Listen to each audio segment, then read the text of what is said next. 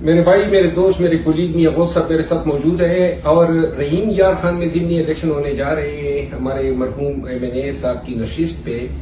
अब हमारे उम्मीदवार हसन मुस्तफा साहब हैं जो खान के नामिनी हैं। रहीम यार खान ने 2024 के इलेक्शंस में तमाम सीटें यही के नाम की थी, लेकिन फॉर्म 47 के बलबूते पे 3 सीटें उन्होंने हमसे हथियाई है। अब रहीम यार खान के गैरतमंद लोगों के पास ज़िमनी इलेक्शन में मैं आ रहा हूं, तैयारी पकड़ो। इंशाल्लाह तकरीर भी करेंगे, मिलेंगे भी आपसे, लेकिन आपने खान के उम्मीदवार को जिताना है।